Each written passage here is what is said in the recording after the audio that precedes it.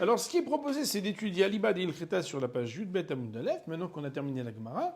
Et nous avons, donc, il y a des petits titres, comme vous le voyez. Et le premier titre, c'est Otsa'a Be Yom Tov, le fait de porter à Yom Tov. Et le Rav nous dit, et nous allons citer de manière méthodique que la partie en haut, parfois, on dira des annotations qui sont en bas. La partie en haut nous dit Kol hamelachot ha'asurot beShabbat ha'asurot beyom tov. Tous les travaux qui sont interdits le Shabbat sont interdits à Yom Tov. Chutz, exception faite, mimelechet otsa ve'avara.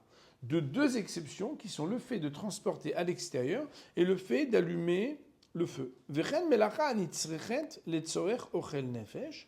Et aussi un travail qui est nécessaire pour le fait de préparer à manger. יש אומרים שמלאכה, מלאכת הוצאה הותרה גם באופן שלא צריך כלל לחפץ שמוציא אותו. Il y a des opinions qui disent que même si tu n'as aucun besoin de quoi que ce soit dans ce que tu transportes, alors tu auras le droit de le transporter quand même.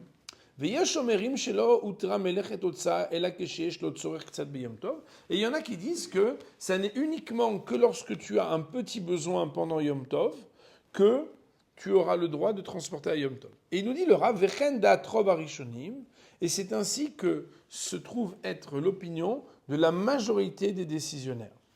Et il dit le Rav, donc, que la majorité des décisionnaires disent qu'il faut avoir un besoin de Yom Tov, même si ce n'est pas un besoin de manger. וצורך מצווה כגון לולב ביום טוב של סוכות, ספר תורה לקרות בו נחשב לצורך יום טוב, כמו כן מותר להוציא קטן לטייל איתו, וכל שכן שמותר להוציאו כדי למול אותו.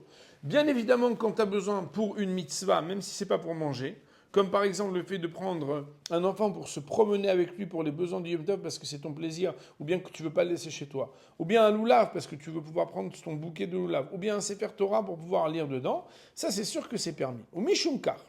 C'est la raison pour laquelle, par contre, il en ressortira que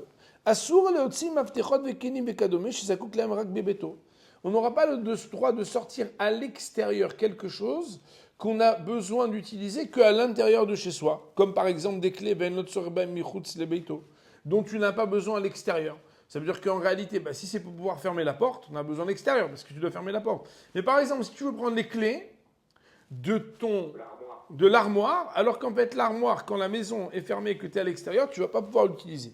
Il dit le Rav, mais s'il a peur que quelqu'un le lui vole, si jamais il n'emporte pas avec lui par exemple les clés, vechadome, ou toute autre chose qui ressemble à ça, mutar leotsiam, alors là il aura le droit, parce que ça s'appelle quelque chose qui est oui un besoin du Yom Tov. Vafilu maftechot shel kasefet, même s'il s'agit de clés d'un coffre-fort, chez Ishba Maot, dans lesquels il y a de l'argent. Tu dis, mais attends, on ne va pas prendre les clés d'une armoire d'argent. Si, l'Otse Biyom Tok, chez Ganev, parce qu'il a peur que ça soit volé. On n'a pas dit qu'on a le droit de transporter le coffre-fort lui-même, vous avez compris. Mais la clé du coffre-fort, ça sera permis. De la même manière, on aura le droit de prendre avec nous des livres de prière pour pouvoir faire la prière à la synagogue. Et là, il y a une chose qui est importante, c'est que non seulement on a le droit de les amener, mais tu vas dire, ouais, mais on a le droit de les amener, mais pour les ramener, tu vas plus prier après. On a aussi le droit de les ramener, même si à la maison tu n'en as pas besoin parce que tu en as d'autres. Si le gars il a peur que sinon il va les perdre à la synagogue. Cependant, si de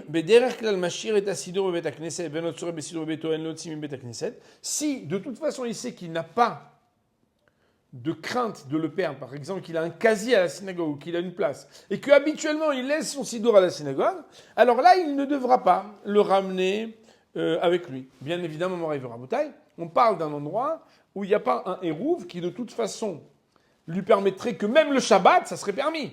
Donc si même le Shabbat c'est permis parce que de toute façon il y a un hérouve qui fait qu'il n'y a pas d'interdit de Hotsa, alors là l'histoire est différente. Ça c'est le premier point. Il nous dit le texte. Hotsa tarchitim. Qu'en est-il de porter des bijoux? Même s'il y a des bijoux qu'on n'a pas le droit de sortir le Shabbat, bon ça c'est vraiment dans un... Voilà, il amène ici, donc dans le Shulchan Aruch à l'article 301, Mais Yom Tov le gasoil l'autre satam. Le Yom Tov, on a le droit de sortir avec les bijoux qu'on veut. Ou Mishum Kar Moutar les la la Tarshima Virshutaram. C'est la raison pour laquelle on peut sortir avec n'importe quel bijou dans le domaine public pendant Yom Tov. Moutar Laktanim et Sachek Yom Tov et Kadour Gam Makom Shen Shameru Venser Demchot Bahem. Quand les enfants veulent jouer au football, même quand il n'y a pas de héros pendant Yom Tov, on a le droit de le faire. Bon, on pourrait imaginer que c'est parce que c'est leur kiff. Et ça, c'est marqué déjà dans Tosfot dans la Gemara, où il appelle ça la plota. C'était le ballon de l'époque, où ils avaient l'habitude de jouer. Mais non. Otsal et Tzorach Mitzvah. Alors il dit Laura. Si c'est pour les besoins d'une mitzvah, mais c'est pas pour les besoins d'aujourd'hui. On a parlé un petit peu la dernière fois. C'est qu'en fait, il veut par exemple prendre le couteau de la Mila, mais pour le lendemain. Alors on dit on n'a pas le droit de le sortir.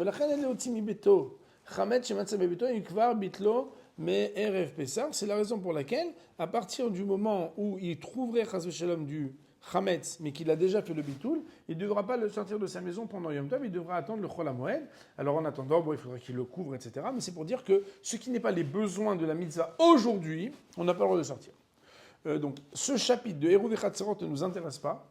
Nous allons sauter à la partie qui s'appelle Isur Tiltul B'Yom Tov.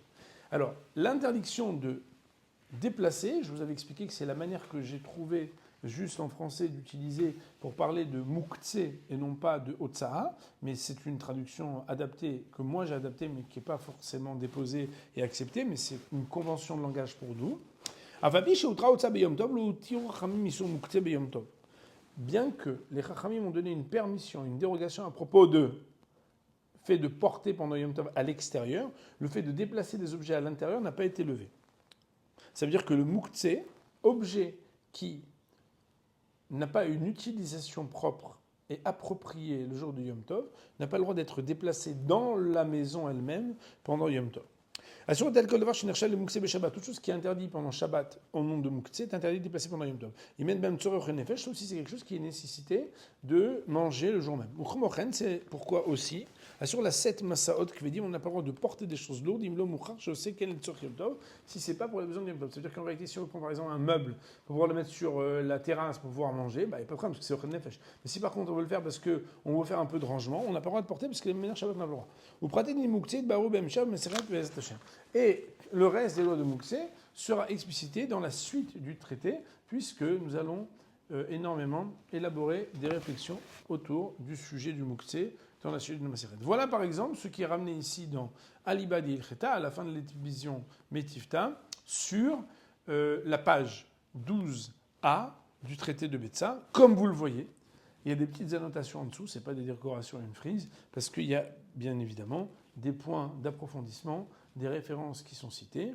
Et je vous rappelle que c'est à l'article Tav Kouf Yud Chet 518 du Shulchan Aruch que vous trouvez la loi que nous avons apprise dans cette Gemara expliquée. Donc vous pourriez vous expérimenter, apprendre le Shulchan Aruch, pas de ChatGPT, Shulchan Aruch et Mishnah Berurah sur l'article Tav Kouf Yud Chet.